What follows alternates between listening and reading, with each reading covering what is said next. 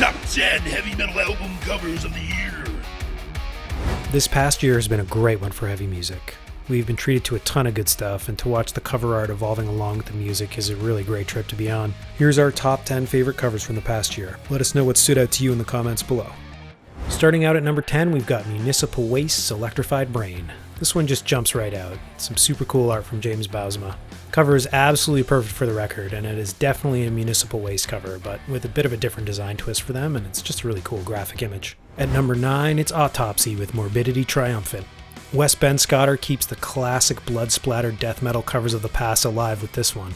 The trademark grotesque imagery Wes and Autopsy have put out over the years continues to terrify parents of teenagers across the land. And you just gotta love a good skinned face robe, you know? Number 8 is this Imperial Triumphant cover for Spirit of Ecstasy.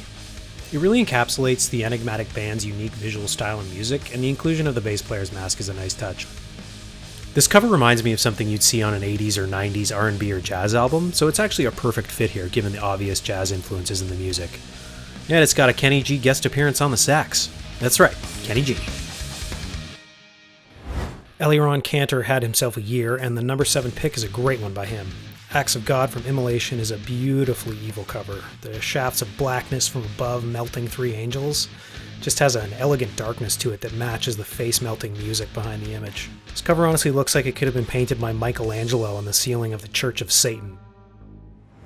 Coming in at number 6 is the new one from France's Blut aus Nord. This album was actually released with an alternate cover by the same artist Maciej Kamuda that is just as cool, but we went with the original release here. The giant tentacled monstrosity towering over mountains illuminated by 2 moons has a real H.P. Lovecraft feel to it, but in more of a graphic novel or comic style. Next up at number 5, we loved this new Revocation cover for Netherheaven by Paolo Giradi. A Renaissance hellscape with detail for days and fantasy horror elements that are a perfect tie-in for the themes of the record. I really like the touch of blue for the contrast and depth it adds to the image. The cover just jumps right out at you. It's a real ripper of a record too, so the whole package is just tops.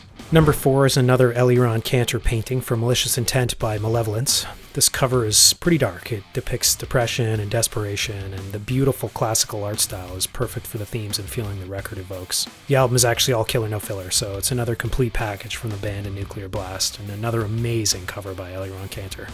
Following that up at number 3, it's another Kantor painting, an insanely creepy cover for Venom Prison. Erebos is a more melodic record for the band, and the elegant and very haunting cover definitely tells the tale. The distinctly classical approach Eliran has adds a level of hair-raising horror here that only he can really pull off. At number 2, we've got an Adam Burke painting titled Transfigure. This image was licensed by Chelsea Grin for their double LP Suffer in Hell, Suffer in Heaven. And Part 1 Suffer in Hell, released this year, features the top right corner of this spectacular full painting, featuring a dark, sinister figure towering over landscape, while Part 2 Suffer in Heaven will have the left side of its cover. That one featuring a woman staring at the sun on the horizon. Transfigure is a really beautiful painting and is a perfect example of Adam's unique artistry and instantly recognizable style. Lastly, at number 1, we have the new Ghost cover from Zbigniew Bialik. Z has been working with Ghost for a while, but this Impera cover has a level of detail and complexity that you can stare at for hours. There's an Aleister Crowley reference here in the pose, and I think in the themes of the record. And I'm guessing there's some other hidden things on there as well. It almost feels like a bit of a throwback to Maiden Somewhere in Time with all the hidden messages and images and the vast detail. Either way, it's an epic work of art. Bialik has done some of the best covers in metal for years now, but he just seems to keep outdoing himself. This thing is insane. Well, that's it. We probably could have picked another 30 covers we like just as much for this list. Like Blind Guardians, The God Machine had a really neat cover by Peter Moorbacher. We love his work, and the cover fits the epic record perfectly.